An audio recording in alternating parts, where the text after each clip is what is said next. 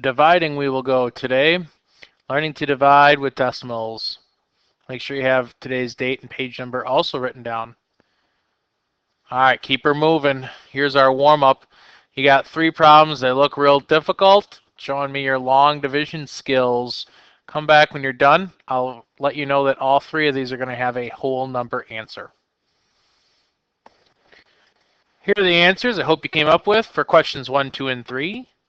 And again, just practicing your division skills. Today, we're going to do the same exact kind of things, except you may, instead of seeing commas, as you see here with the warm-ups, you'll see decimals. How do you handle that? Let's get some practice doing that. All right, let's copy this down before we get any further. Just a reminder to ourselves, what are the main parts of a division problem? You have the divisor, which is the number that you're dividing into. The dividend is that number that's being divided.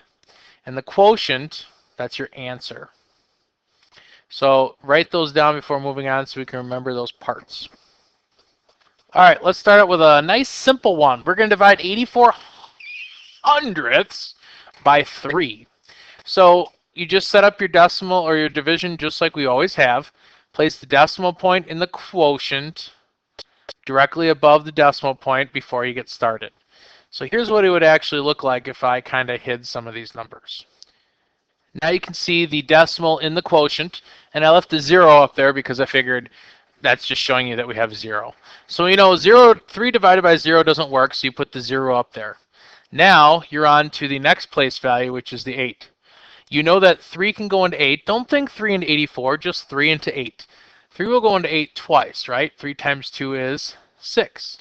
So now we just have to do 8 minus 6, which is 2.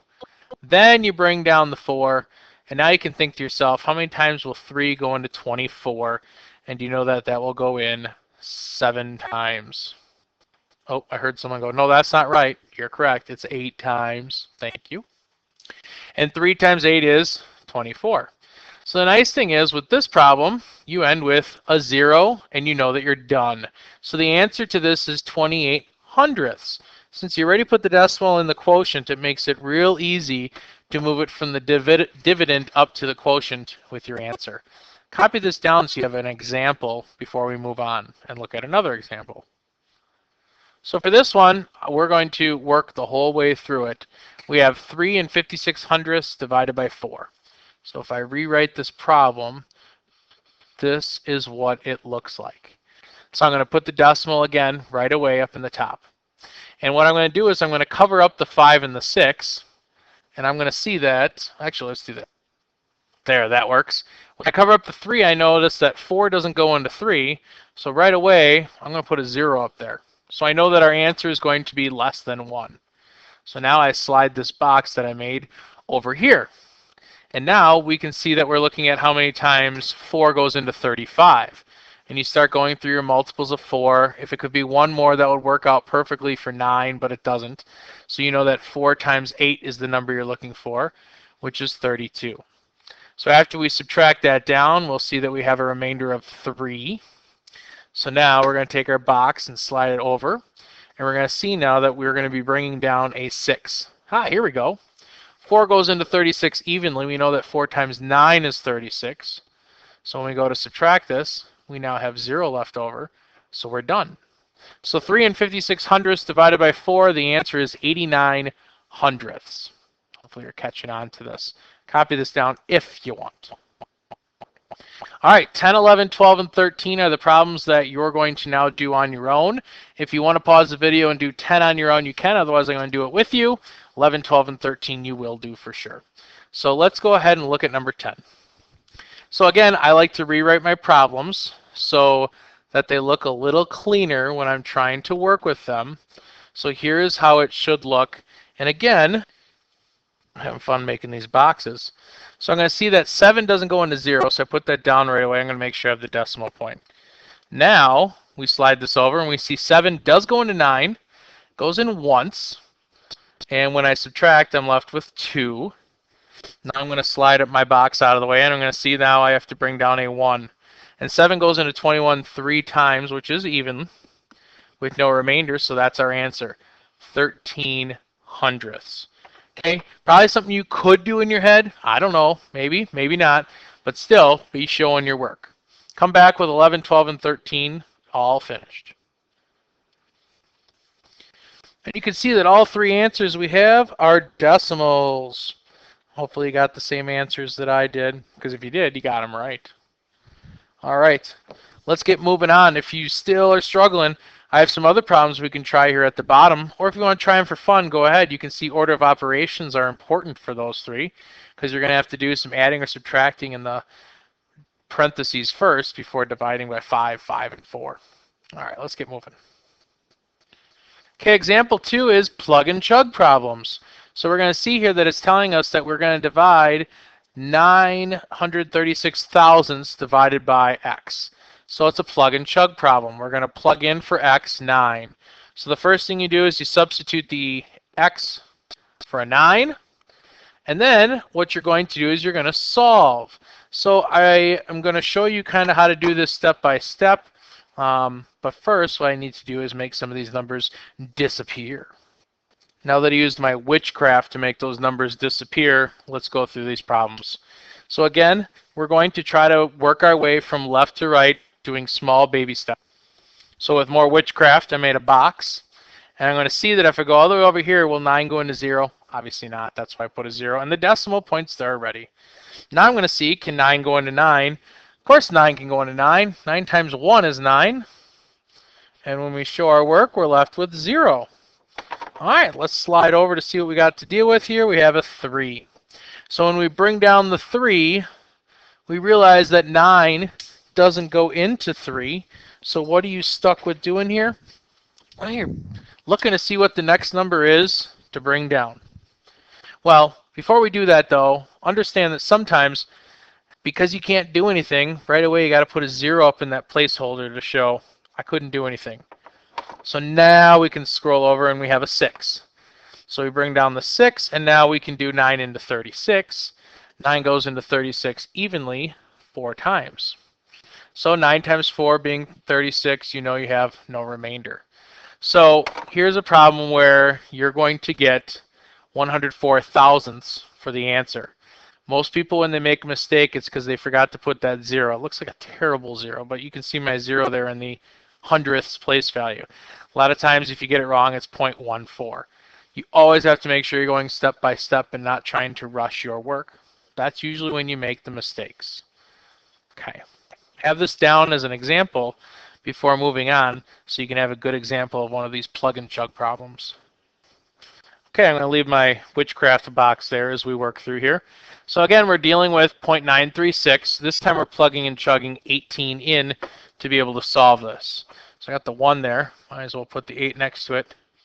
18 divided by 0.936. So I'm going to put the decimal point right away in our answer, our quotient spot, and let's start working through this. So again, we're going to say to ourselves, can we do 18 into 0? Oops. And the answer is no, so we just keep the 0 there. Now we slide the box. Ugh. This is the problem with my witchcraft. It doesn't always work. Ugh. Let's see.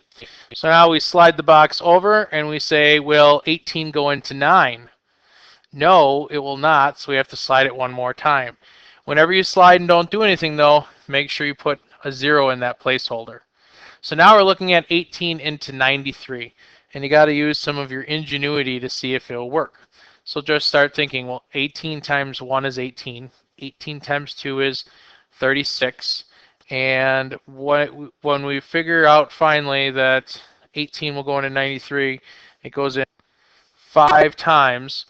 And that will get us as close as we can because 18 times 5 gives you 90. Okay. So when we subtract, we have a 3 left over. And then we bring down the 6, which you can see now. So how many times will 18 go into 36? You know that will go in twice. As you were working your way up, you already saw that. So our answer is 52 thousandths for this answer. So another plug and chug example. You can write this down if you want. Okay, so again, we're going to look at just the top section, 14, 15, 16, and 17. I'm going to stop and do 14 with you, so if you want to pause the video and try before I do, go ahead. Then you'll come back and do 15, 16, and 17. All right, so for 14, we're plugging and chugging. We're plugging 3 in for x. So that means 3 is going to go there, and 0.0684 here. So we know that 3 won't go into 0, so we put a 0 there. 3 will go into 6 twice. 3 times 2 is 6. And you're left with a 0. Bring down the 8. 3 will go into 8 twice again for 6. We're left a remainder of 2. Bring down the 4. And we know that 3 times 8 gives us 24. And that's where we end with our work. The answer for this one is 0.228, or 228 thousandths. Go ahead and do the next 3. Come back when you're done. We'll see how you did. Here are the answers I got, and hopefully I have the same answers. That means they're correct. So you can see how I did my work there too. All right, if you need extra practice, you want to try some of these plug and chug problems more, I have other problems at the bottom there that you and I can go over if you'd like, or you can try them and come back and say, am I doing this right? Anything that works for you, I'm willing to check and see if you're looking for that extra help. All right, let's move on. So word problems shouldn't scare you. They're just the same exact thing, but words being included in it, making up a story. So here it says Jody and 3 of her friends are making a tile design, and the materials to make this tile design are going to cost $10.12. If they share the cost equally, how much should each person pay? Well, we're dividing this out because we're looking for groupings of equal groups. So there's 3 people and Jody, so that makes 4.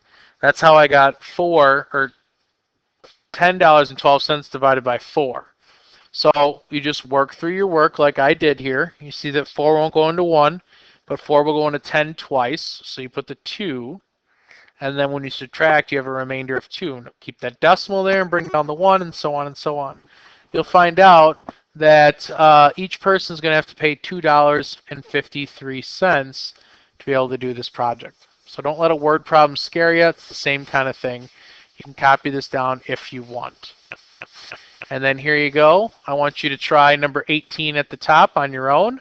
Go ahead and try to figure out how much each person is going to have to pay equally to be able to pay for the lunch at the restaurant. Come back when you're done. All right, so you probably found out that each person is going to have to pay $9.04 to be able to pay for the bill.